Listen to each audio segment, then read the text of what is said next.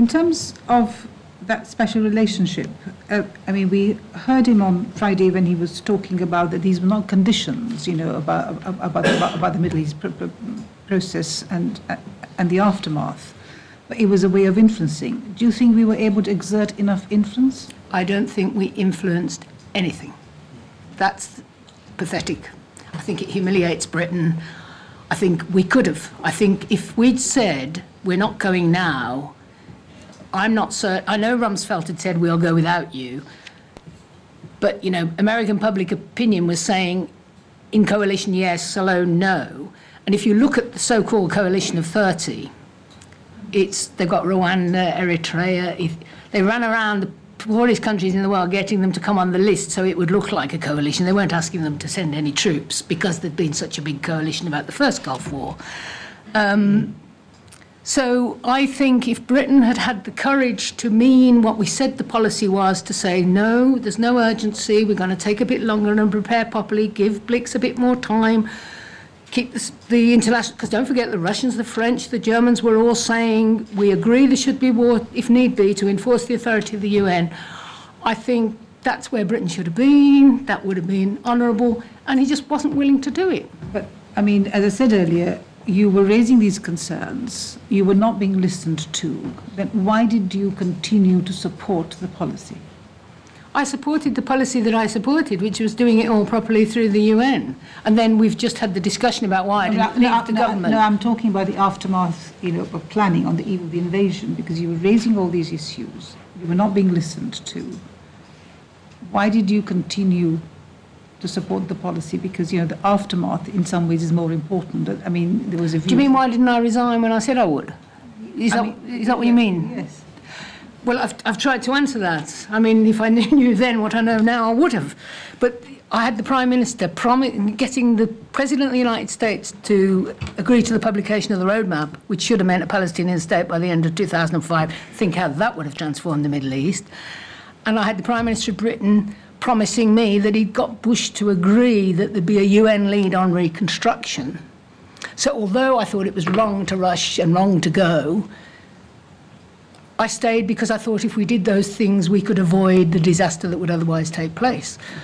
I still agree with myself. If we'd done those things, it wouldn't have been such a disaster. But, I was conned. I mean, so you're still of the view that if we had more time and more resources, it would have been better? I still think we should have done what the policy was. I think we should have said, Saddam Hussein, you can't go on forever. You can't keep fooling the UN. We've got Blix back in. We've got to mean it. We've got to, you know, we're willing to use military action if you obstruct. I think, given what the Saudis and the Jordanians were saying, we probably could have got Saddam Hussein out. And there was all sorts of ways through that would have been better. But I agreed with the policy as it was formally stated. I just don't think that was the policy. The policy was we're going to war and we don't care about the UN. And Blair's policy was I've got to go through the UN because I've got to do that or you can't get Britain there, but I'm going with the Americans come what may. It's a very sad story. But what about resources? Do you think that more resources would have made a difference to the aftermath? I went to the spring meeting of the World Bank, which I was the UK governor of the World Bank, and I knew all those people very well. And the World Bank and the IMF were desperate state because they thought some of the divisions in the Security Council might come into their institutions and they might get all that bitter division, and they were looking at precedents like Japan and, you know, could you engage with an occupied power? And I convened a meeting with the French, the Germans and all the Nordics and said, I know you hate the war, but if we get a UN lead, please will you come in? This is for the people of Iraq, you know, we need to get international... And they all said they would, and I did another letter to Blair saying that, saying if we get this right, we can get the world to reunite to help rebuild Iraq. And that's why I resigned in the end, because the feeble UN resolution we did get wasn't good enough. It did cover the World Bank and the IMF explicitly, 1483, but it wasn't strong enough to bring the rest of the international community in. And the Treasury had said throughout about resources, there's no resources here, we've got to get a UN lead to get international cooperation to get the resources for reconstruction. Were your other colleagues in the cabinet raising issues, concerns about planning on the eve of the invasion in terms?